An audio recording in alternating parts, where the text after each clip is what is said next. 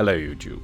Of all Tamrielic creatures that we've talked about before on this channel, from sea giants to the fearsome Geheneths, one of the most interesting and least talked about creatures is the Changeling or Shapeshifter, a formless creature which holds an almost mythical status to Tamriel citizens. But they are very real, and today we'll talk about them in detail.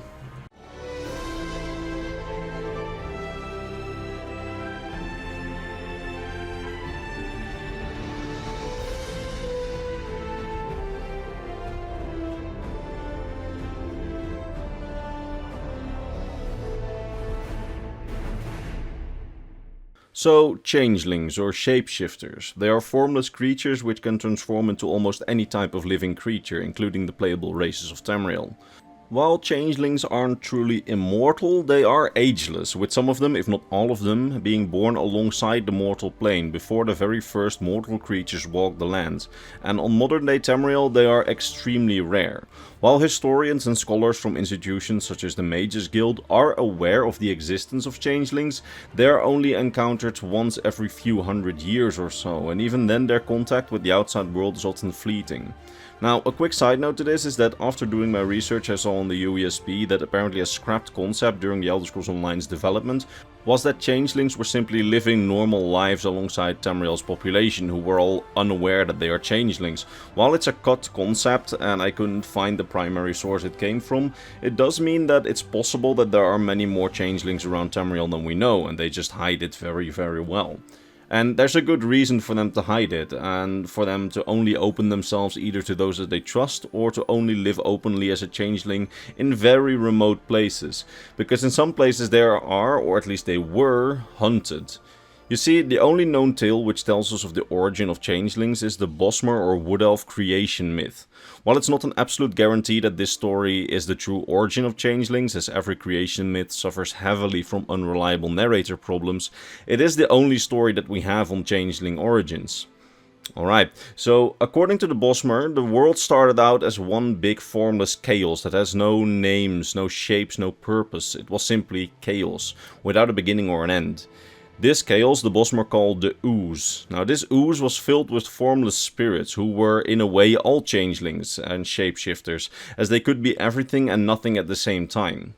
Then at some point came Ifre, god of the forest, who sang to the formless Ooze, and with this singing began to form things out of chaos. Ifre's songs held stories, and these stories produced everything from animals to trees to rocks to water, all from the formless chaos. Now, the formless spirits of the Ooze all enjoyed this new reality, and they constantly shapeshifted across this new world which they called the Green. Ifra, however, was to sing a final song, and with that final song he sang the shapeshifting spirits into a shape, giving them form, mortality, and also giving them a purpose. Because these shapeshifting spirits, now no longer shapeshifting, became the Bosmer or the Wood Elves, and their purpose would be the Green Pact, the holy pact with the god Ifre, which forbids the Bosmer from harming the trees of Valenwood,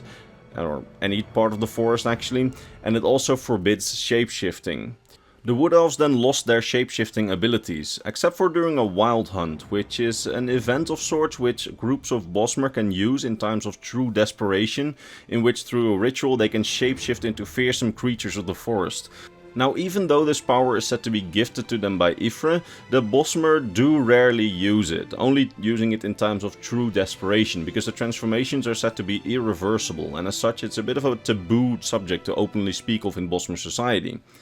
That said, these people who changed during the wild hunt are not the changelings that we talk about in this video, because you see some of the formless spirits actually rejected Ifre's final song, rejecting the Green Pact and rejecting a mortal shape form.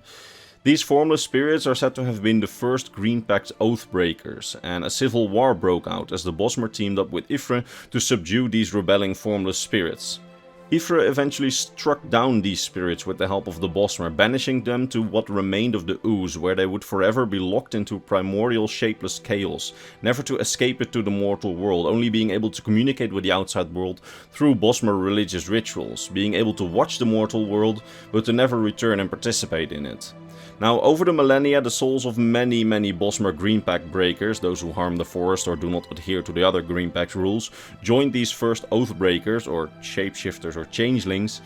in the Ooze, awaiting the final end in the formless chaos of the Ooze. But not all shape-shifting formless spirits were caught by Ifre and the Bosmer. Some did not fight, but rather fled during this civil war kind of thing where Ifre tried to crusade against all the shapeshifters. And those who did not fight but rather fled, they faded into obscurity over the ages. Some fled to the deepest, most chaotic parts of the forest, where even the Bosmer did not dare tread, and others presumably attempted to simply blend in somewhere else if we are to believe content. Now, these changelings, they do possess great power, as they are primordial spirits who were presumably there during and after creation. They can take any shape they wish, although some sources suggest that shapeshifting is something that they cannot just do at will and it simply happens to them. So they cannot determine their own shape, or when they shift even, unless they are taught by a god like Ifre, since they are basically a spirit of chaos. So something like that is not something that they can control.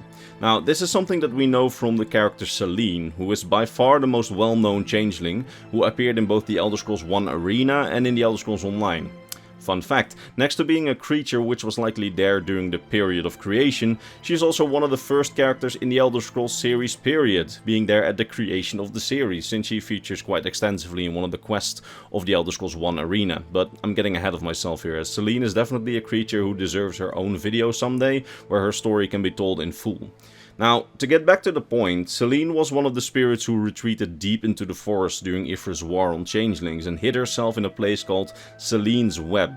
A place so deep in the forest that not even the Bosmer themselves dare to tread there, and those who do are said to never return. Now, the first credited outsider to ever enter these forests of Selene's Web was Vanus Galarian, the founder of the Mages Guild, who in exchange for being allowed to open a guild hall in Eldenroot, was sent to investigate this part of the forest for the Sylvanar, who simply said is one of the leaders of the Bosmer people, as not even he knew what was in this part of the forest. Now, when Vanus Galarian entered the deep forest of Selene's Web, he encountered Selene, then in the form of a massive spider who quickly bound his arms and legs in a spider web. Vanus Galarian was actually quite shocked when she then transformed into a female High Elf, and not just a High Elf, but rather a female version of Vanus Galarian, as Selene had never seen a High Elf before and thus simply changed into a female version of him, since apparently you have to have seen what you want to transform into, if you have control of your transformations, which is quite interesting. Now, she likely did this to put him at ease, not realizing that shapeshifting into a female version of someone themselves unnerves them even more, but unnerved or not, Vanus recognized her to be a changeling as he knew about their existence, and he spoke to her, the first shapeshifter to be encountered by mages in nearly 1,000 years according to him.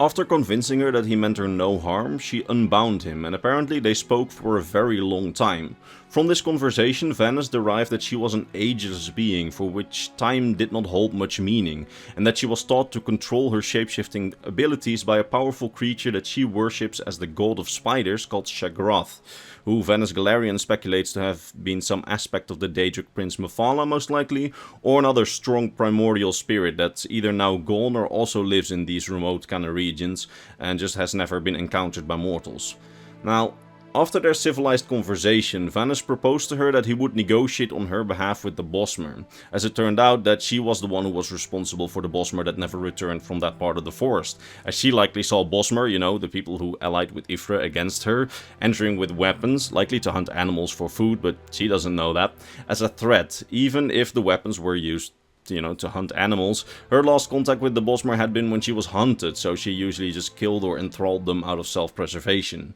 Now, Vanus, when he returned to the Sylvanar, he revealed the existence of Selene to him, and her wish to be left alone. While at first the Sylvanar was hesitant, considering the changing shape thing goes against the Green Pact, Vanus convinced him and the Green Lady, another leader of the Bosmer, to respect the boundaries of her domain, as it had been so long since Ifre's crusade against the changelings and so little of them are left that it would be a shame and also a bit childish to take her down now. Considering that she was likely one of the only remaining creatures to have walked alongside Ifre in better times during creation before their whole schism, and considering the fact that it's been that long, the Sylvanar and the Green Lady relented and they decided to respect the boundaries of her domain. At the same time, Vanus vowed on the behalf of the Mages Guild that the Mages Guild would also respect the boundaries of her domain, therefore leaving Selene to her domain, never to be disturbed. Or, so was the plan, because as you'll see in my future video on Selene, power-hungry individuals who learned of her existence would still try to invade her domain in order to try and take some of her primordial power for themselves,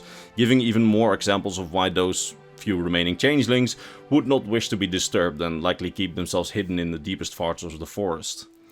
That being said, the changelings, in essence being primordial spirits, not only have the power of shapeshifting, they also have an almost unrivaled knowledge of the mortal plane's workings, and therefore are able to use magical powers which are even beyond the scope of the most accomplished mages, leading to the few changelings that we know of to be very powerful mages using strange and powerful magics when in human or elvish or Argonian or Khajiit form.